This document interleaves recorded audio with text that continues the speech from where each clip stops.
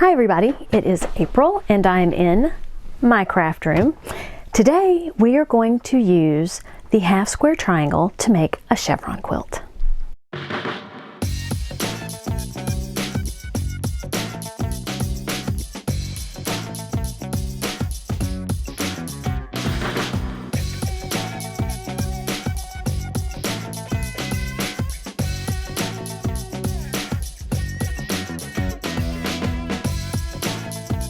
The half square triangle is the bread and butter of the quilting world. You can create numerous, limitless designs using a half square triangle block. Today we're going to create a chevron. What I did for my chevron quilt is I created this. I used colored pencils and a pencil to draw lines that indicate my half square triangles. So I'm going to have a chevron in red, a chevron in part orange and part yellow, a chevron that's part green and part blue, and a chevron that's probably going to be part indigo, part violet. And then I believe, because of the size that I want this to be, the bottom half will not be a full chevron and it will have some rainbow fabric because goodness knows I have enough of that. So there you go. This is what I'm going to make today. I have chosen my fabrics, so I need more white than I need anything else, and I have chosen a white on white, and it's kind of it looks like paint crackling a little bit. There are multiple ways to do everything. I want my squares to be 12.5 inches. My blocks, not my squares. I guess they're my squares. They could be my squares or my blocks. But a block is representative of 4 half square triangle blocks together. So on my pattern, a set of 4 half square triangle blocks will be 12.5 inches. So I'll have 1, 2, 3, 4 12.5 inch blocks across. And a block is essentially going to be an arrow. And I'll get to that. I'm going to use a square to do this.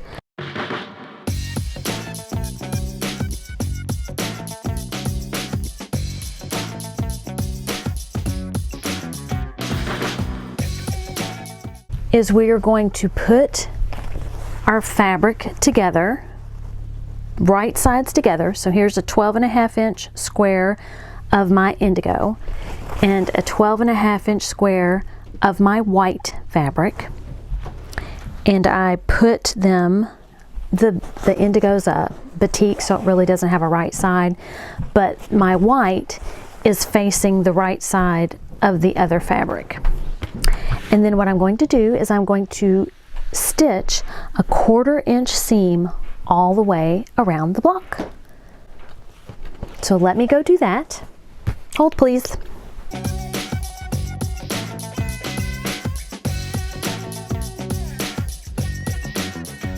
So I have sewn all the way around my block.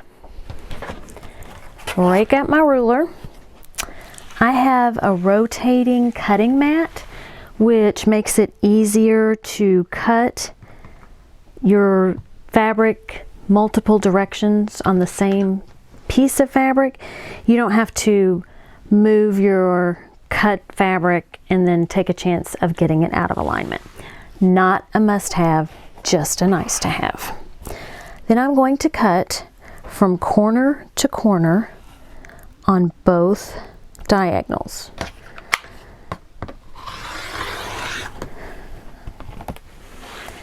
Cut on that diagonal.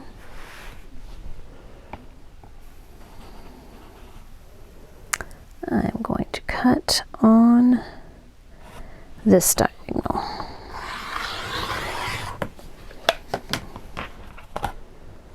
And then I have 4 half square triangle blocks. It will take 4 half square triangle blocks in order to create one of my blocks for my quilt. And I need one going this way, one going this way,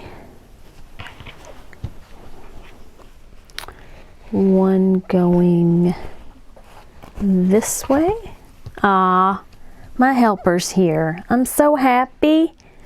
I'm so happy you're here to help me. You gonna hold that for me? Thanks. That's really helpful, Oliver. Yeah. So here is my block. So now what I'll do is I will fold this over and fold this over and sew it together, and then I'll sew those together, and I will make more blocks with the other colors, and I'll have a quilt. Normally I would press my squares to the dark side.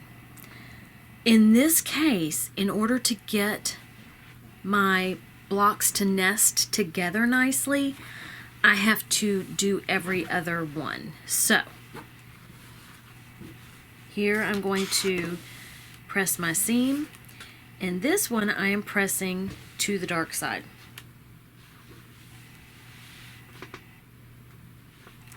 The next one I'm going to press to the white side,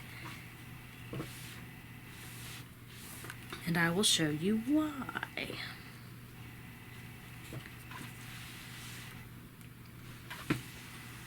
And notice I'm not ironing, I'm pressing. That way I don't get any distortion.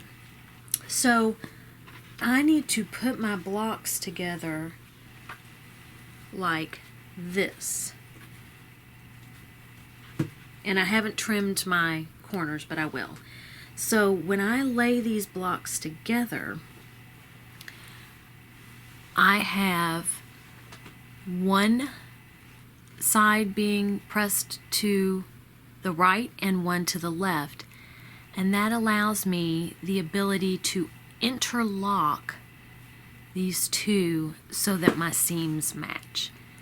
If they were both going the same way, then I would have a whole lot of bulk on one side, and it's harder to nest your seams when you've got your seams pressed the same way.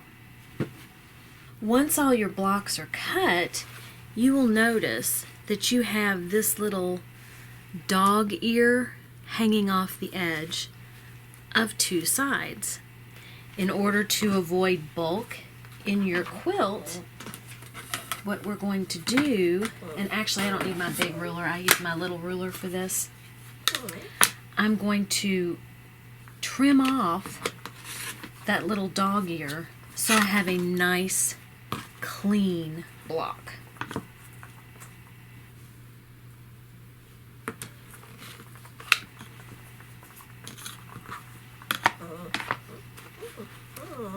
And there you go. Once you've sewn the first two blocks together, you are going to press the seam and press them open.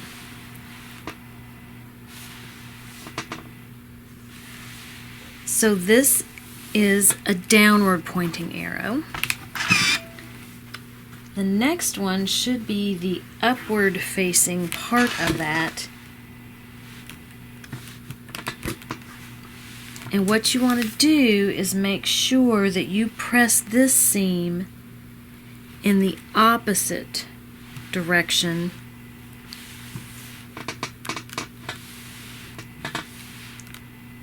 so when you nest the two together, they'll nest nicely.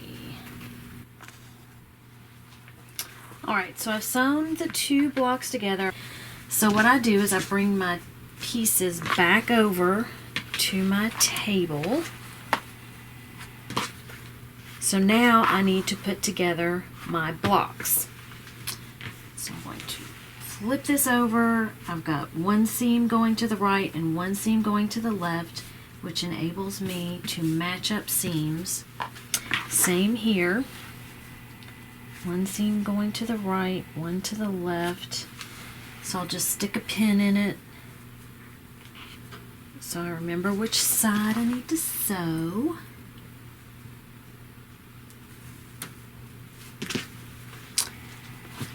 And I'll be back. We're getting really close to having this half row done, so I'm going to set my seam. And a half row is 2 blocks, whereas a full row would be 4 blocks.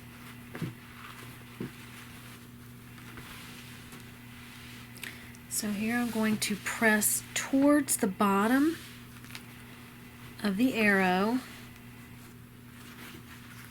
So the block that's going to be next to it, I want to press towards the open end of the arrow. Press my seams, or set my seams. Now the open part of the arrow is here, so I'm going to flip this over. And again, what this does is it just allows me to more easily nest my seams. And if you get your seams nested correctly, then you have a really nice point on your arrow. So this one I happen to get pretty well done. So my arrow meets at the bottom, and then here it meets evenly. Now I have a few that don't necessarily meet as nicely as I would like.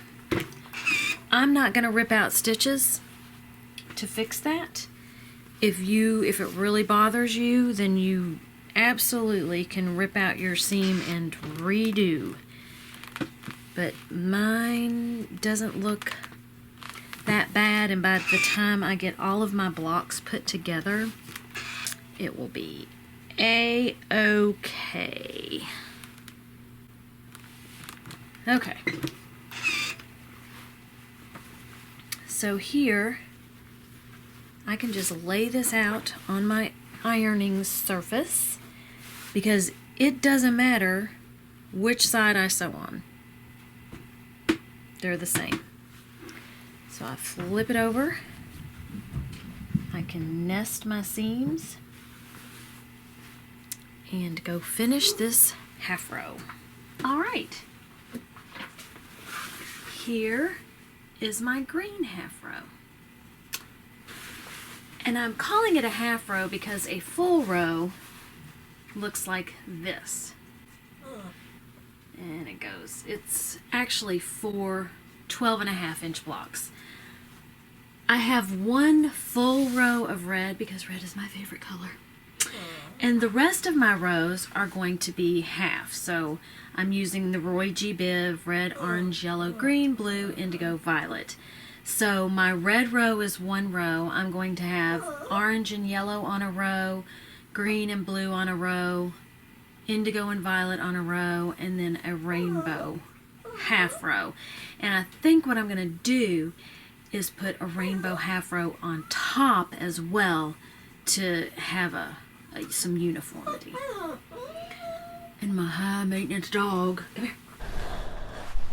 I have my quilt, my rows on my board. Now, I need another set of blocks. And I was going to do just a half row of my rainbow blocks on the bottom. But I think I want a half row on top and a half row on the bottom for a couple reasons.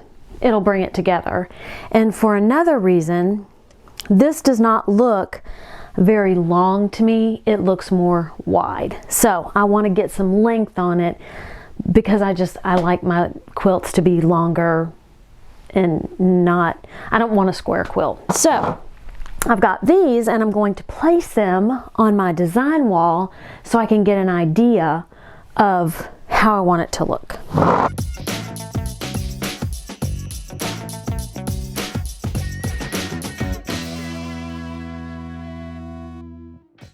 Now on the bottom,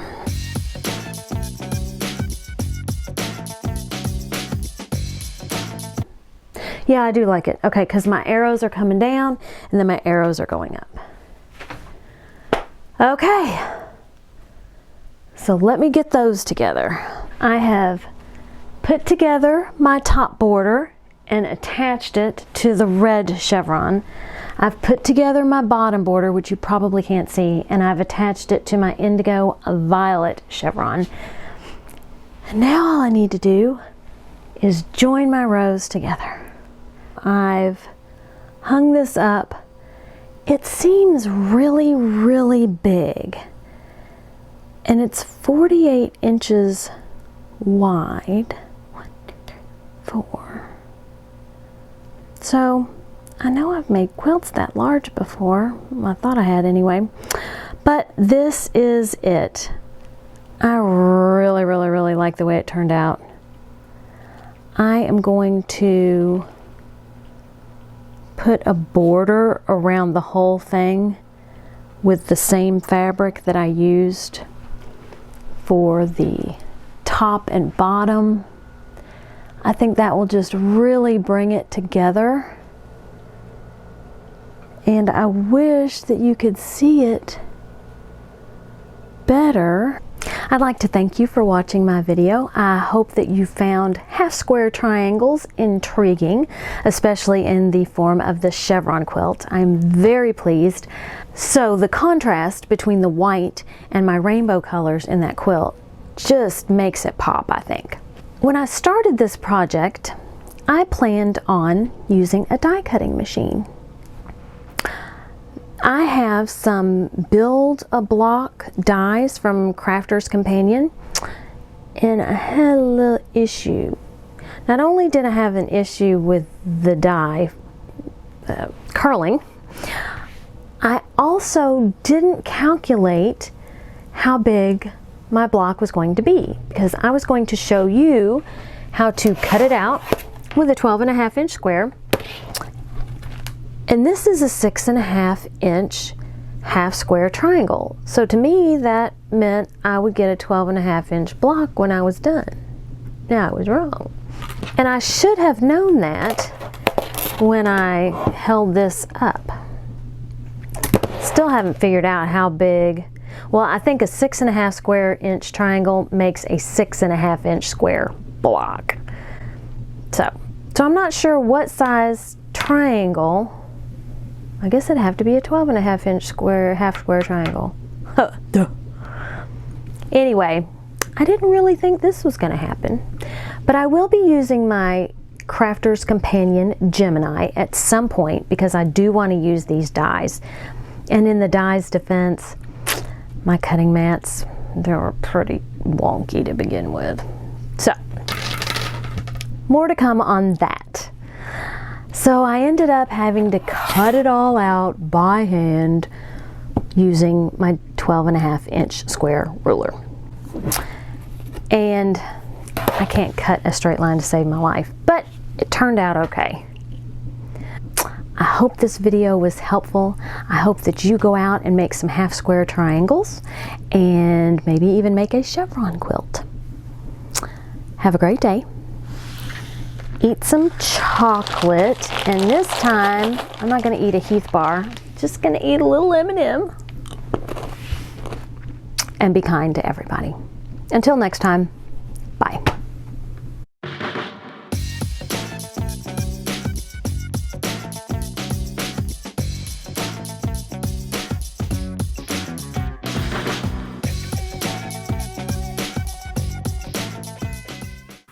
This is my high maintenance dog, aren't you? So whenever you hear whining, this is the culprit. Seriously. And I gotta pick out the eye boogers. You can't be on YouTube with eye boogers. No.